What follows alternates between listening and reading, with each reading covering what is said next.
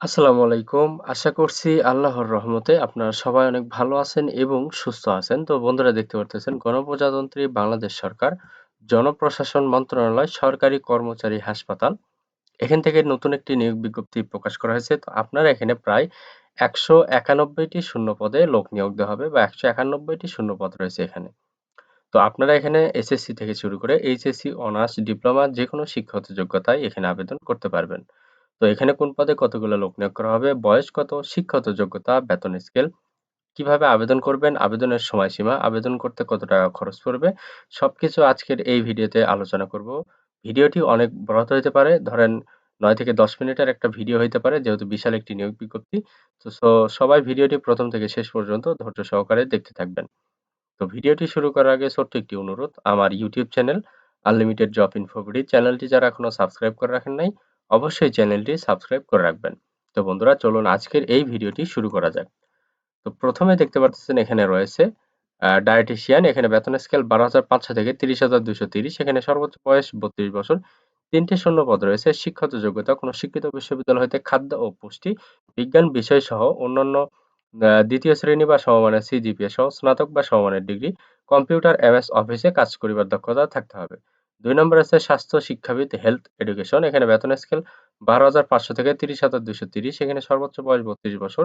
এখানে ৫টি শূন্যপদ রয়েছে। শিক্ষাগত যোগ্যতা কোনো শিক্ষিত বিশ্ববিদ্যালয় হতে স্বাস্থ্য শিক্ষা বিষয়ে ন্যূনতম দ্বিতীয় শ্রেণী বা সমমানের সিজিপিএ সহ স্নাতক বা সমমানের ডিগ্রি, কোনো স্বীকৃত ইনস্টিটিউট বা প্রতিষ্ঠান হইতে মাস্টার্স অব পাবলিক হেলথ বা সমমানের ডিগ্রি থাকতে হবে।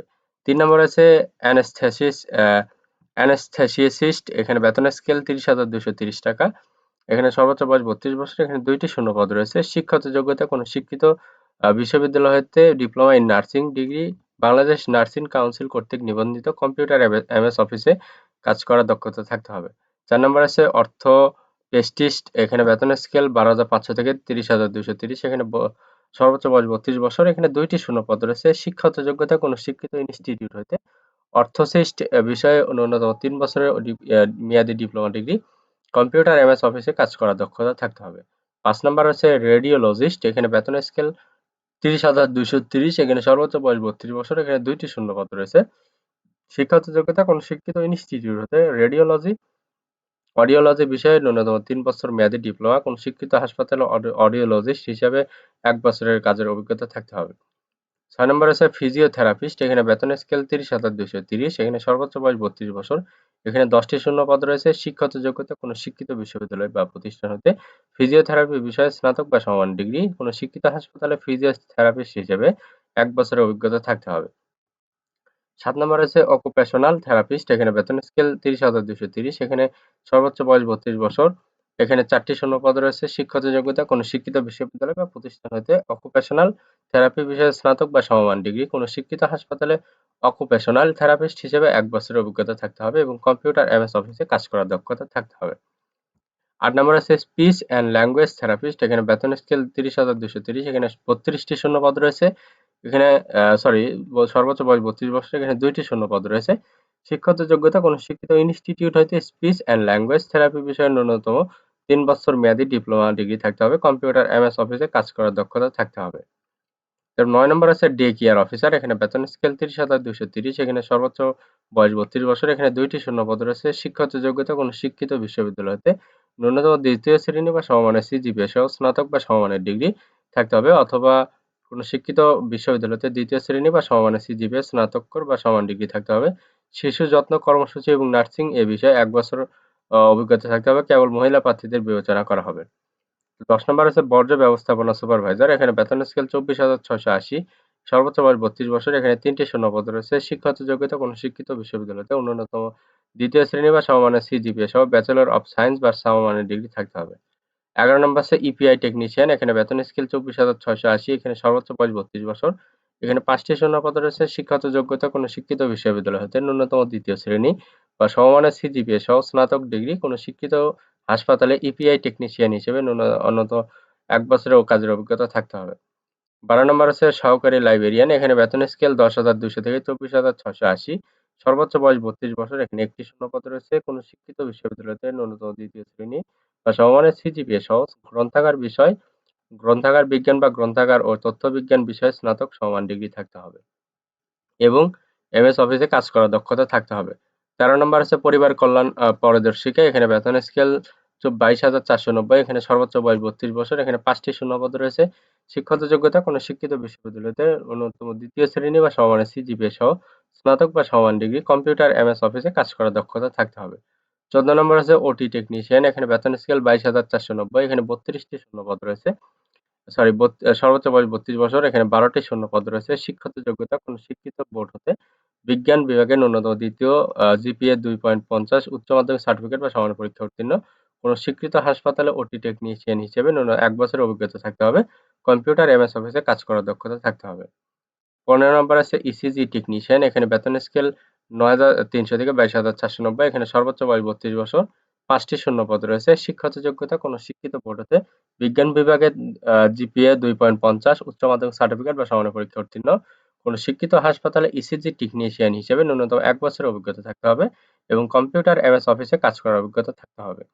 ১৬ নম্বর আছে ইকো টেকনিশিয়ান। এখানে বেতন স্কেল ২২,৪৯০, এখানে সর্বোচ্চ বয়স ৩২ বছর, এখানে ৬টি শূন্যপদ রয়েছে। শিক্ষাগত যোগ্যতা কোনো শিক্ষিত বোর্ড হতে বিজ্ঞান বিভাগে ন্যূনতম ২য় জিপিএ ২.৫০, উচ্চ মাধ্যমিক সার্টিফিকেট বা সমানের পরীক্ষা উত্তীর্ণ।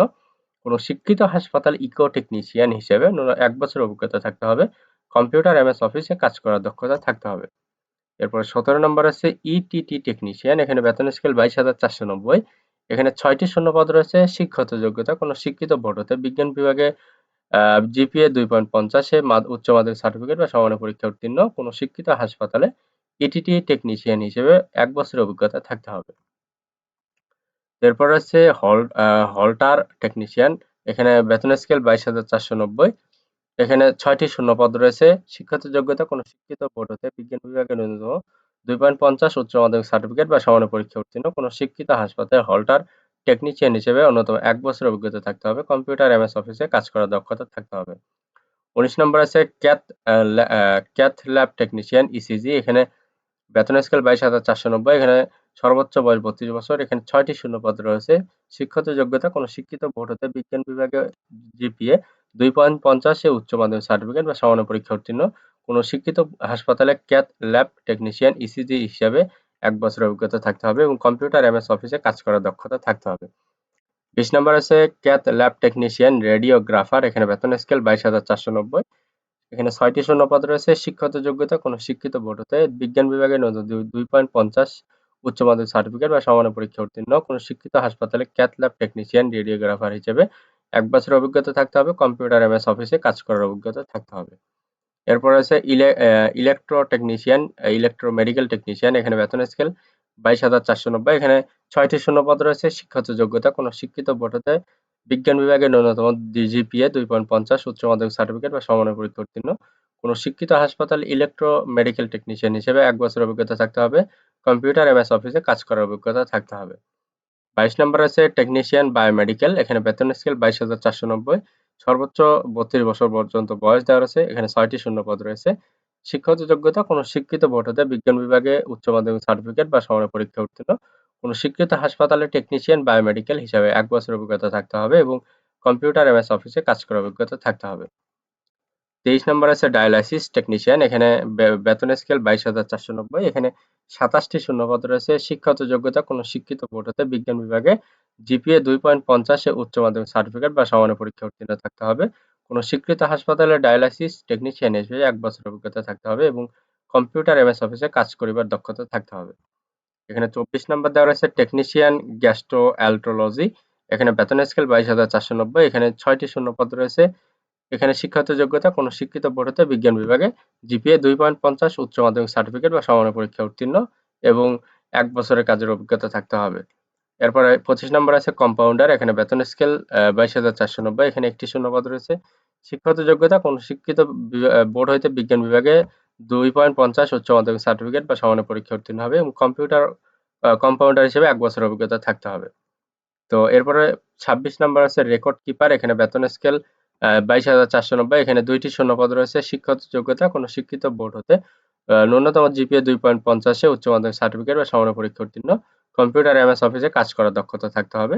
২৭ নম্বর আছে সহকারী হিসাবরক্ষক। এখানে বেতন স্কেল ২২,৪৯০, এখানে 4টি শূন্যপদ রয়েছে। শিক্ষাগত যোগ্যতা কোন শিক্ষিত বোর্ড হতে ব্যবসায় শিক্ষায় 2.50 উচ্চ মাধ্যমিক সার্টিফিকেট বা সমমানের পরীক্ষা উত্তীর্ণ হতে হবে। এমএস অফিসে কাজ করার অভিজ্ঞতা থাকতে হবে। এরপর 28 নম্বর আছে হিসাব সহকারী। এখানে বেতন স্কেল 22,490। এখানে 2টি শূন্যপদ রয়েছে। এখানে আপনার ব্যবসায় শিক্ষা থেকে উচ্চ মাধ্যমিক সার্টিফিকেট বা সমমানের পরীক্ষা উত্তীর্ণ হতে হবে এবং এমএস অফিসে কাজ করার অভিজ্ঞতা থাকতে হবে। 29 নম্বর আছে রেন্ট কালেক্টর। এখানে বেতন স্কেল 22,490। এখানে 4টি শূন্যপদ রয়েছে। এখানেও আপনারা কোন শিক্ষিত বোর্ড হতে ন্যূনতম এইচএসসি পাস হইতে হবে এবং এমএস অফিসে কাজ করার অভিজ্ঞতা থাকতে হবে। এরপর আছে ক্যাটালগার। এখানে বেতন স্কেল 22,490। এখানে একটি শূন্যপদ রয়েছে। এখানে আপনার এইচএসসি পাস হলে আবেদন করতে পারবেন এবং কোনো শিক্ষিত প্রতিষ্ঠান হতে গ্রন্থাগার বা তথ্য বিজ্ঞান বিষয়ে সার্টিফিকেট কোর্স থাকতে হবে এবং কম্পিউটার এমএস অফিসে কাজ করার অভিজ্ঞতা থাকতে হবে। 31 নম্বর আছে জুনিয়র মেকানিক। এখানে বেতন স্কেল 22,490। এখানে 3টি শূন্যপদ রয়েছে। কোনো শিক্ষিত বোর্ড হতে ইলেকট্রিক্যাল বা এয়ার কন্ডিশনিং ট্রেডে উচ্চ মাধ্যমিক সার্টিফিকেট বা ভোকেশনাল পরীক্ষা উত্তীর্ণ হতে হবে। 32 নম্বর হচ্ছে ইনক্রিমেন্ট কেয়ারটেকার। এখানে 3টি শূন্যপদ রয়েছে। শিক্ষাগত যোগ্যতা কোন শিক্ষিত বোর্ড হতে 2.50 উচ্চ মাধ্যমিক সার্টিফিকেট বা ভোকেশনাল সমমানের পরীক্ষা উত্তীর্ণ, কম্পিউটার এমএস অফিসে কাজ করার অভিজ্ঞতা থাকতে হবে। 33 নম্বর আছে হাউস কিপার। এখানে বেতন স্কেল 22,490। এখানে 10টি শূন্যপদ রয়েছে। শিক্ষাগত যোগ্যতা এসএসসি পাস হলে আবেদন করতে পারবেন এবং কম্পিউটার এমএস অফিসে কাজ করার অভিজ্ঞতা থাকতে হবে। এরপর আছে লিল্যান্ড কিপার। এখানে বেতন স্কেল 22,490। এখানে 10টি শূন্যপদ রয়েছে।